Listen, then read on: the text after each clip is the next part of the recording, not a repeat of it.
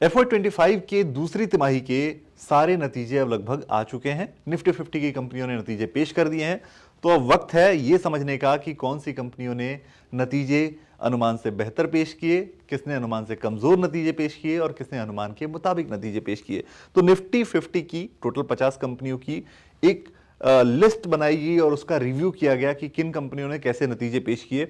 हमारी research team ने ये डेटा निकाला और ये डेटा जो है हमने कंपेयर किया पिछली जो दूसरी तिमाही थी, FY24 की जो दूसरी तिमाही थी, उससे लेकर अभी तक की यानी FY25 की दूसरी तिमाही तक के सारे रिजल्ट्स के डेटा को हमने कंपेयर किया।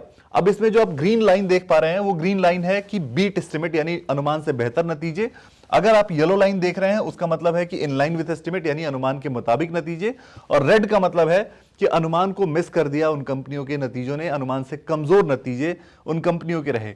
50 कंपनियों का रिव्यू हमने किया। उन कंपनियों के रिव्यू में अगर आप देखेंगे तो 15 ऐसी कंपनियां हैं जिन्होंने अनुमान से बेहतर नतीजे पेश किए, और उसके बाद अगर आप देखेंगे 17 ऐसी कंपनियां हैं जिन्होंने अनुमान के मुताबिक नतीजे पेश किए और 18 कंपनियों ने अनुमान से कमजोर नतीजे पेश किए। यानी Q2 में ऐसी कंपनियों की संख्या ज्यादा थी जिन्होंने अनुमान से कमजोर नतीजे पेश किए। अगर आप उसको कंपेयर करेंगे अनुमान के मुताबिक और अनुमान से बेहतर नतीजों के आंकड़ों से, तो उसके मुताबिक आपको दिखेगा कि 18 कंपनियां ऐसी थी जिन्होंने अनुमान से कमजोर नतीजे पेश किए। अगर आप पिछली तिमाही देखें, Q1 देखेंगे FY25 की, तो सिर्फ 12 कंपनियां थी जिन्होंने अनुमान से कमजोर नतीजे पेश किए थे और 27 कंपनियां थी जिन्होंने अनुमान के मुताबिक नतीजे पेश किए थे। अगर आप पिछले साल यानी FY24 की दूसरी तिमाही को देखेंगे तो आप देखेंगे कि 13 कंपनियों के नतीजे अनुमान से कमजोर रहे थे, 23 कंपनियों के नतीजे अनुमान के मुताबिक रहे थे और 14 कंपनियों ने अनुमान से बेहतर नतीजे पेश किए थे। अब आगे बढ़ते हैं और आपको दिखाते हैं कि सेक्टर के हिसाब से कौन सी कंपनियों ने कैसे नतीजे पेश किए। तो अगर आप फाइनेंशियल सर्विसेज में देखेंगे तो 4 कंपनियों ने अनुमान से बेहतर नतीजे पेश किए, 4 ने अनुमान के मुताबिक और 3 ने अनुमान से कमजोर। आप मेटल्स एंड माइनिंग देखेंगे तो 4 में से 3 कंपनियों ने अनुमान को बीट किया है और एक कंपनी सीधे अनुमान से कमजोर नतीजे लेकर आई है। आप आईटी को देखेंगे तो आपको 2-2 का रेशियो दिखेगा, अनुमान के मुताबिक और अनुमान से बेहतर, और एक कंपनी है जिसने अनुमान से कमजोर नतीजे पेश किए।